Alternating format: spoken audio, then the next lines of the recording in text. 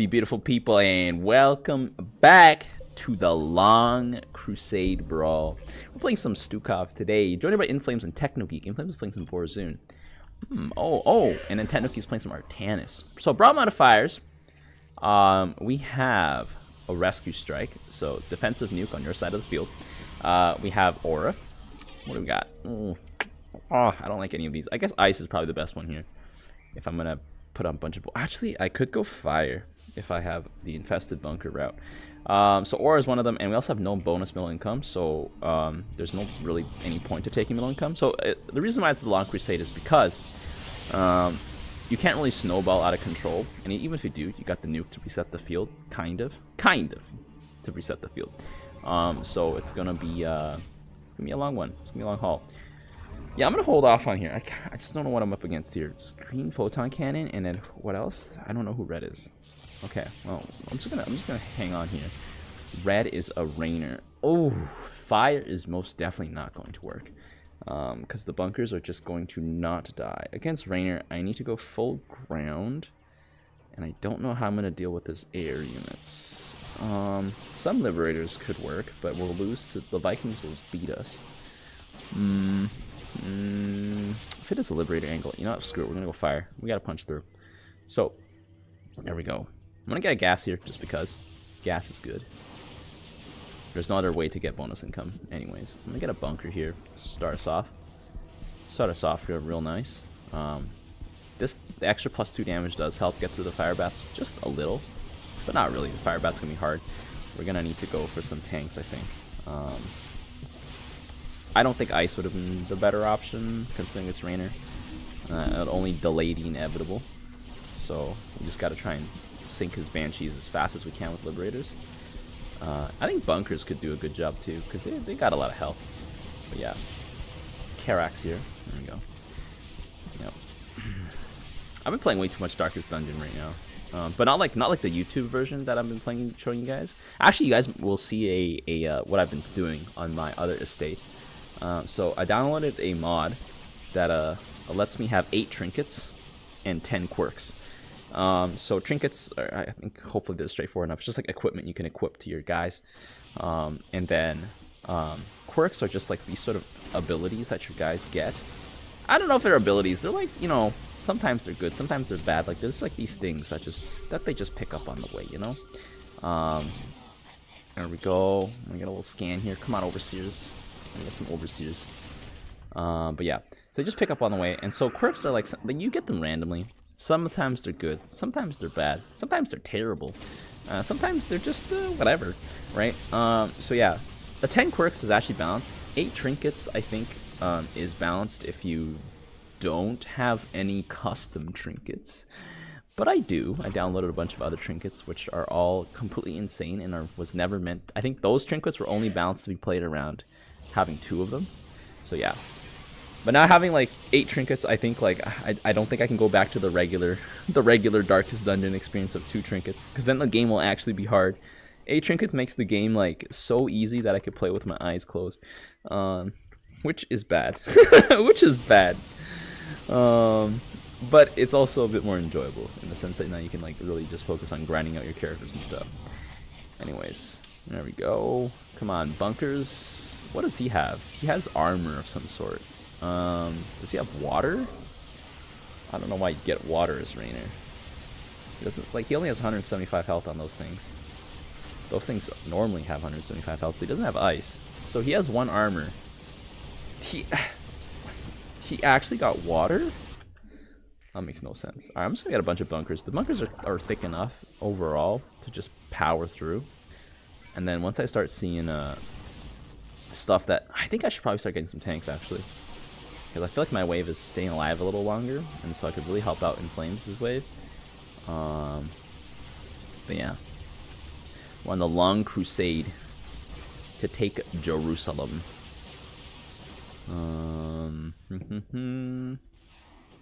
Okay, there's 1 Viking. He's definitely going for an air Raynor angle with those Banshees and stuff. He's definitely trying to get rid of my Overseer. I could just get some Queens and that'll counter it. There we go. I mean, I'm already killing stuff too fast. I'm contaminating here. Get some armor on my bunkers here. Metamorphosis complete. There we go. I could just get some queens, and then the queens can put vision on my bunkers, and then I don't even need the overseer to stay alive. That's a huge shield. Would have been a good timing if, I guess, I mean, I don't know, if my boys were coming out of the bunker, that would have been good timing. But yeah, I'm gonna go for brood queens here, and I think, no, it's too early, it's too early. I'm gonna get some tanks. I think we're still managing right now. We're still managing. Like, Vikings are horrendous when they land. Like, they just suck. Like, they're very good in the air. They're like a duck out of water.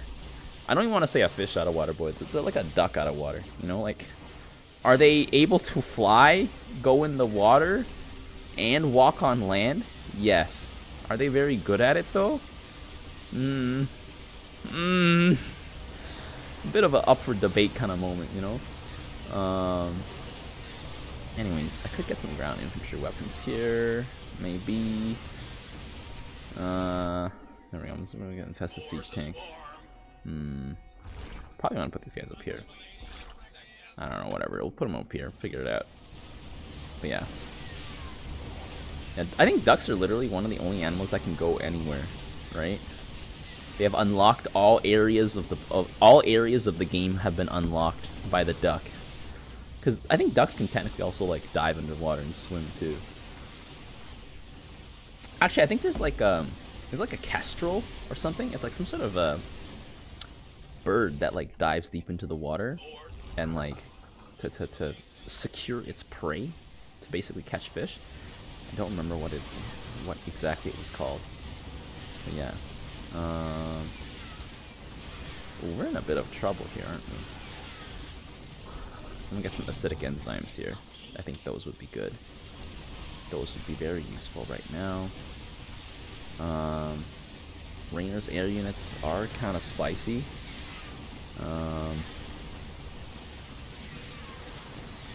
There we go. Oh Jesus. Okay, you know, I'm gonna drop the heal again. I think only having bunkers is a bit of a bad thing. I need to get some more jumpy boys. Okay, that's most of the wave done. Yeah, I'm gonna get some more jumpy boys here. There we go. Get some more eye serves. There we go. There we go. But yeah, Stetman's wave is just barreling through with those banelings, I think. Get some armor. I mean, weapons on my infantry. I mean, infantry weapons are all the upgrades I need right now because every unit I have is essentially some form of infantry. Overseer is gonna get taken out instantly, so I'm gonna drop a fat scan here so we can see how horrendously bad the Vikings are when they land. Carax's wave is going to forever be painful to deal with. Those annihilators just oof. Oh, they're gonna reconstruct themselves though. But our added splash is going to be kind of helpful. Ooh, picking up all the enemy zealots with those phoenixes. And the phoenix is going to do extra damage to those zealots. Oh, that was actually such a clutch move here. Baneling's coming in. Stetman does not have Gary. That is not okay, boys. At this point in the game, you're missing out on so much value of not having Gary. Like, where is Gary? Okay. Okay, we get some other tanks here. It's a lot of Vikings. I mean, he's got air superiority. I'll give him that. Let's see.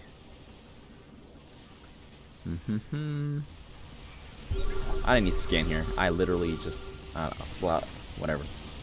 I did not need to scan here. Okay. Oh, those zealots are getting distracted. Ooh, and not anymore. Ooh, okay. Spin, spin, spin. Spin, spin. Phoenixes are actually doing such a good job here with the pickups. There we go. Pick them up. Put them down. Oh my god, there is a Ultralisk. I think I need some more bunkers. Let's put down our bunker here. 3 tanks, 5 bunkers. Let's go. Bam, bam. Damn, I'm kind of hungry. I didn't really eat too much today. Oh, I gotta get some food after this video or something like that. I don't know. Get some ship plating. There we go. There we go. Let's destroy the banshees. Oh my god, the shield on the bunkers, man. The bunkers are so effective at just punching through. They're the perfect combination of offense and defense. Oh my god, what is this lag? Was that me? That was... No, that was not me. Still no Gary. It's been 10 minutes, and Gary is still nowhere to be seen. And I don't think there's any nukes coming out either. Do our opponents know that they have a nuke? See, the thing with the nuke week is that nobody realizes they have a nuke. And then so this happens to their base, and then they're like, oh, I guess it's time to go to another game. 14-6. Bunkers don't really track the kills too well. Okay, let's look at the overall. Oh, that's pretty good. That's pretty good. All right, let's go with the tier list, boys. Let's go. All right, and we are back. Let's get into it. So just a quick reminder, Brawl modifiers, we got Rescue Strike. Everyone's got one defensive nuke, and then we've got no middle income. Then we got Aura, which allows you to pick a powerful buff for your units. So I think overall strategy this week is you want to stack as hard as you can. Because I think stacking is what's going to win the game. Like, even after your opponents reset you and they nuke you, you can just overstack on them. Because if the first person who uses a nuke is probably going to lose, is I think just how it is, unless your team can stack even harder after that. So it's harder to come back after you're one nuke down. And I'm thinking, like, you could try and break through with hero abilities as well to, like, you know, do a big swing. But I think there's only, I think, one commander who I think can reliably break a stack this week. And so here's where I think things actually land up. So after playing a few games, I think my initial assumption was that the Terran commanders with the tanks and Alarak were going to be really good. But I think who's really good this week is actually going to be Artanis, Karax, Stukov, and Zagara. So let me give the rundown. So Artanis, I think, is really strong because of his shield overcharge ability. I know it might look like it's not much, but I think it's really good on the right timing. You don't even have to use it on yourself. You might use it on your allies. And that extra 100 HP on everything in a late game is going to be insane. Second thing, Artanis' Guardian Shell prevents his units from dying to the nuke. They will take as much damage as they can to be reduced to no HP and then trigger Guardian Shell. So depending on what units you have Guardian Shelled, they can still keep on firing. If you got Reavers that are Guardian Shelled, I mean, they still might have some ammo, right? So they'll still keep going. And also, I think Artanis' Crusher Ground is pretty strong with this like Zealot, Archon, Immortal, Reaver combination being pretty good. And I think Phoenixes really throw things off as well because they will basically just go and pick up lots of stuff. If you can like turn up all the fodder units, Phoenixes will be really strong. So that's why I think Artanis is going to be in the S tier. Tempests are they're a really hard unit to contest in the late game if you have large enough numbers of them. But I don't think a Tempest rush strategy would be that great. That being said, but he still has that option like as like a 10-minute, 15-minute game transition. Karax, similar idea. Zealots, they'll revive after the nuke, and as well, Karax is pretty strong if you go Crusher Ground. Like his ground like presence is very massive. He can breach really hard. His Zealots are great at like storming siege lines because they just run in there, die, and then respawn, and then they're just on top of the tank still. Or maybe they've actually, like, the enemy front line has pushed past the Zealots onto Karax's like Colossi and his Annihilators. So the Zealots are right in front of the tanks. So I think that's amazing. Annihilators, great contact damage. Colossi will just completely body everything. Like, they will just burn everything down. That's like a frontline unit, essentially. And if you really need to, like, your Mirages are doing a good job. And I think, like, besides all of that, Karax has a beam. And that beam is like a mini nuke. It's like a mini nuke. So instead of having to nuke, you can just use the beam instead to handle the situation, which means that you're essentially gaining more nukes as the game goes on. And your opponent, if they're not Karax, do not have that luxury. I think that's very strong this week. Like the nuke, like the game just plays around the nuke. And like, I'll be honest, Karax is pretty good against most of the commanders, so I think are pretty good this week. There are a few exceptions, obviously, but I think he's not out of the running. That's for sure. That's why I think Karax is in the S tier. Next we got Stukov. Might feel a little strange why Stukov is here, because he doesn't really have like a very overpowering ability, like a swing ability, but he can keep you in the game with his healing on your own base structures, and he can shut down enemy structures a little bit. But that's not really the main reason why I think Stukov is really powerful. I think Stukov just has a really like tanky, beefy frontline wave coupled with tanks that are unique in the sense that they spawn units that essentially bamboozle your opponent's AI. And Stukov's capital ship is also very strong against other capital ships in the sense that they can stun lock them if they're not heroic. And they also can stun lock enemy tanks by constantly spawning boys who rappel down from there. And Stukov has the ability to breach like entrenched tanks or just sort of entrenched backline units with APOX if he really needs to. So I think Stukov is here, and Stukov's Banshees are very, very powerful as well, and they can easily basically force your opponents to go into an air battle. There are certain commanders who Stukov will lose to in an air battle, looking at Raynor, but I think that's about it. Like Raynor, and then you got like, I guess you got Han and Horner who can crush Stukov as well in an air battle.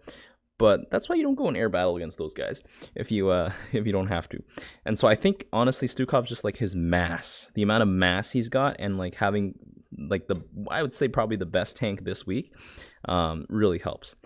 And Zagara is in the S tier, which is very strange. You might see, like, because I've usually put Zagara like quite low down, and that's because Zagara usually needs time to scale. But this week it's almost all scaling. Basically, you're not really gonna get rushed down. It's basically impossible. Not impossible, but it's a very low chance. And Zagara, like, you want to just play a ground game and just dump abs, like abs, some lings, some roaches. Just have lots of mass on the ground and lots of detonation and explosion. And there's only like maybe one or two commanders who can handle that. It's probably like Stukov, and like maybe I would say Dahaka can handle that amount of explosive like damage, but they can't take it for long. So Zagara's stim is also insane. You might not even have to use it on your own guys. You can use it on your allies. It's like 30%. I think is it 30% increase attack speed? I don't even remember. I haven't like looked at that ability. All I know is that you press that ability when you want to go fast and you want to do lots of damage. So I think Zagara is pretty strong there. Like, her wave is a nuke. It's like, I think the only wave, like, I think like if you are playing as Zagara, you probably have the potential to come back from using your nuke first because you have so much stack breaking potential. But that's only if you go abs.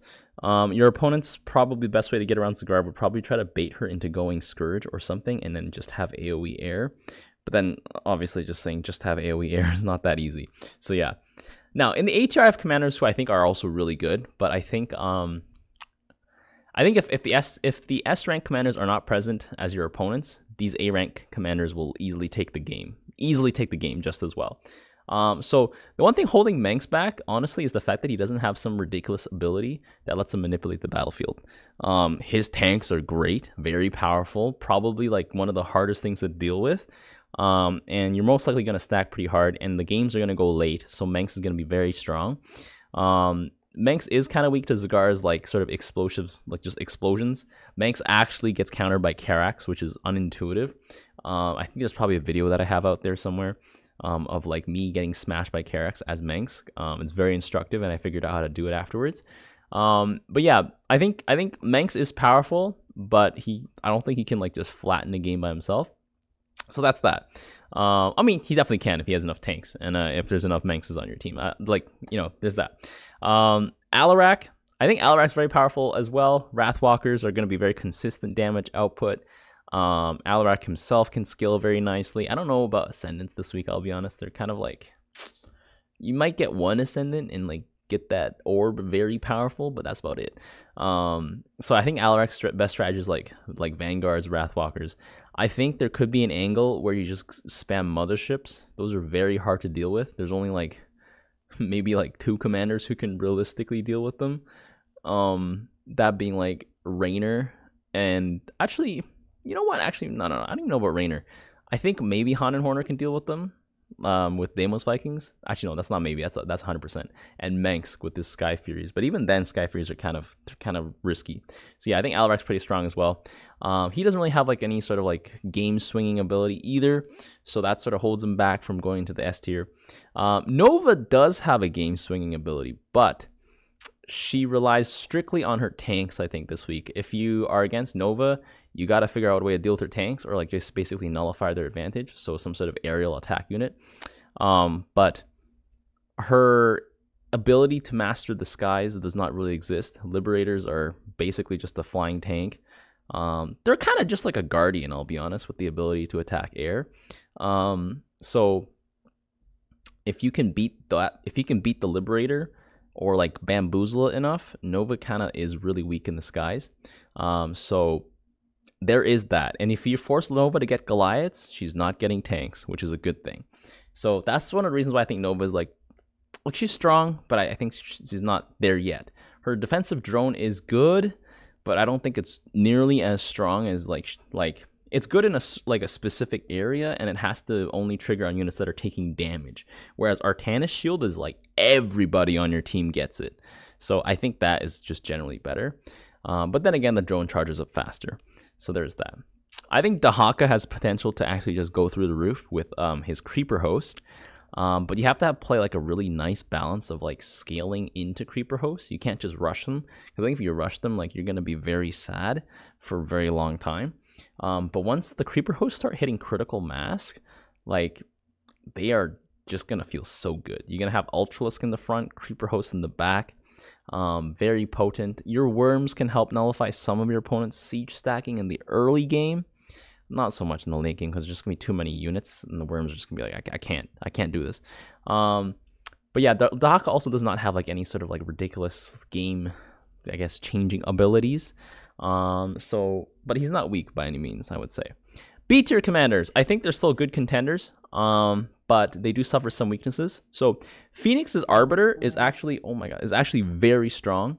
But it's just Phoenix in general has some critical weaknesses, also known as Scouts, being horrendous air supremacy units. And I mean, Phoenix Ground is almost as strong as Carrack's Ground, or maybe stronger in some aspects, I would say, and weaker in other aspects. But his lack of reviving zealots, I think, really holds him back, because that means that like you can't breach in as deep, and you're gonna want to be breaching like tank formations, so you're gonna need a lot of zealots. Maybe carriers could do the trick by forcing your opponents into an air battle, but I'm just thinking like the stealth and the stasis on your Arbiter could be the difference. But that being said, like Phoenix has those like critical weaknesses that I think probably still holds him back a little bit, but I think if you play it right, it could work out. I don't think he's like the strongest though, because his like siege stacking is not really that great. Like you got Colossi kind of is not really that great. So yeah. Raynor, I think this week, Raynor, I don't know, Raynor bio works for like the first 5 minutes, 10 minutes, and then like it's just like a cocaine addiction. It just, you get less from the more you put in. So I think you'll probably want to dominate the skies with Raynor. That's probably like where you will shine the most. So it's gonna have to be like a Banshee Viking strategy, and if you can get a Hyperion out, even better. Yeah, I think that's the route for Raynor. You don't really have any game swinging abilities, so you really got to rely on your waves clearing, and if you don't clear those waves, then you're kind of in a bad position. But I think Raynor still does a decent job at just dealing damage and stuff, so I don't think he's out of the fight. Abathur has very high durability, and I think this week, if you want to have a nice balance between Ravagers and Locusts, like Ravagers and Swarm Hosts. So the reason being, like, Swarm Hosts constantly generate value and they help you stack. Ravagers deal AoE, and they help clear off stuff on initial contact. If you're not against the Mensk, I think like Roach Queen, the standard sort of beefy opener is okay up to a certain point, because eventually a splash from tanks will murder you, which is where the Swarm Hosts come in, as well as like the Vipers countering the tanks by unsieging them with their parasitic not parasitic, the other one, the blinding cloud. And Ravagers are also kind of like, they're like mini tanks, I guess, like, because they do shoot a little AoE blast.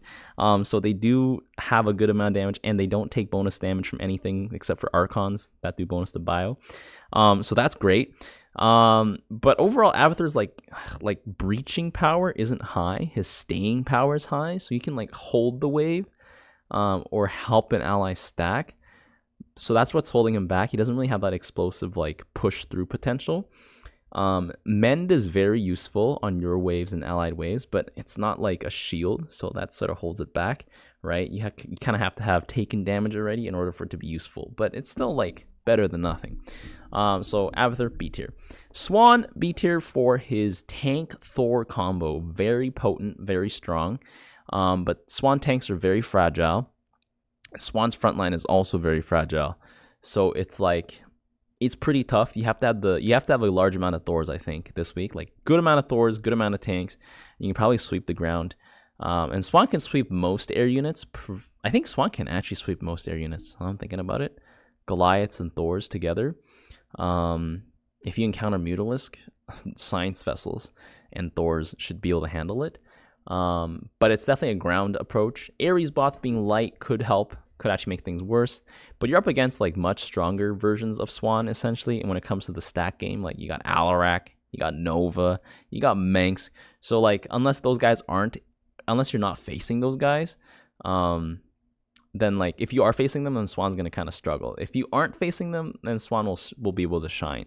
I still think Artanis and Karax would be able to body Swan still, so that's kind of an oof.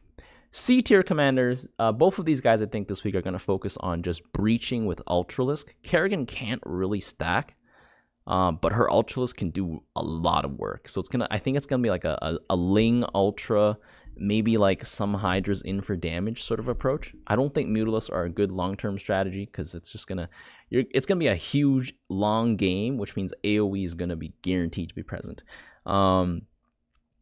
Yeah, that being said, Kerrigan does have a pretty big swing ability, but like she doesn't have any stacking to back it up, so it's like, you know, it's not that great. Same thing with Stetman. Stetman has essentially the same kit as Kerrigan, with the exception of the fact that he has Banelings, which could help him out with the stack breaking, but Banelings, like, you know, you run out of Banelings, like, that's it. There's no more stack breaking, which is why it's not as great as Zagara, where, I mean, Zagara, like, I feel like her Banelings just do more damage, and Aberrations carry them to the front line, so it's like, they're more guaranteed to do that damage. Stetman Banelings can, I think, do more damage in general, like one Baneling onto one target, but Zagaras are more likely to survive to get to that target. If Stetman's Banelings take any damage, they do less damage because the shield is gone now. So yeah, so I think Stetman really this week is going to struggle breaking the stack. He can't really stack as hard because Lurkers have a slower range, and just in general, they just don't do as much damage as tanks. Like consistent damage is what I'm thinking about. So both Kerrigan and Stetman are going to struggle a bit. I think Kerrigan maybe a little less so because she does have that huge disruption ability that could be very vital in the late game. So yeah. D tier commanders. Oh my god. Tychus, I think like you really have to like know what you're doing this week. You got to pull out all the stops because it's going to be a late game. It's going to be a struggle. You're going to need like a mix of everything. Boswell's Tychus with the shredder, like the implosion core grenade, get a Nux in there. I don't know, man. I don't play enough Tychus. I don't know how you would run it this week with Tychus. Maybe you could go serious and just go lots of them and hope you roll attack speed aura and just try and chain stun everything. That could be viable. I'm not quite sure. Vorazun, you think Black Hole will be pretty good. And if your allies do have an AoE, Black Hole is pretty good. The problem is Vorazun's own wave, not that great. She doesn't really have a stacking unit that is of like significance. Stalkers get shredded by tanks. Void Rays, I mean, I don't know. It could work. It could run into a ball of Marines. I don't know. So Vorazun kind of in a bad position. Like Corsairs might be able to unsiege a bunch of tanks faster, but she doesn't have the ability to like break them. So I think this week not the greatest for Vorazun. Haunted Horner is in the D tier because I don't know how to place Haunted Horner, because Haunted Horner I think kind of plays like Zagara, I'll be honest, in terms of like if you're gonna go full ground, you're gonna get Hellbats, grenade cards, and you just run in there, die, explode, CC, right? So I think Haunted Horner, you just want to try and breach, and like you might want to just try and like spin the game around and make it like an air battle. get like sovereign BCs and stuff, and force your opponents to fight you in the sky where you're the strongest. Deimos Vikings just don't perform well into tanks or like just like huge stacks of stuff. They could slap Alarak pretty hard, I'll give it that. Wraiths with their tiny range are not the most ideal, and they also clump. So like I'm just thinking like Hunter Horner stacking unit is the Assault Galleon, which only is good if you're already winning, because it doesn't really do damage by itself. Like it's basically a carrier that spawns things, and it's very expensive. It doesn't really lay down any DPS until you get the drones, and even then the drones are kind of So I'm thinking Hunter Horner's like, I don't know, it's always so weird to wrap my brain around Hunter Horner. He doesn't really have like a game-changing ability either. Like they're just like, you can sell off your entire wave all of a sudden. That could be game-changing in the sense that your opponents are ready, and in like 20 minutes in, you're like, bam, I got 10 sovereign BCs, and then you're really sad because you realize you needed ground units to catch your opponent's guys, and they just plow right into your base. So that's what I'm thinking for the angle for Hunter Horner. Maybe I'm wrong. So let me know what you guys think. And until next time, I will see you guys later. The tires! Let's light some fires! Need a light. They picked the wrong fight.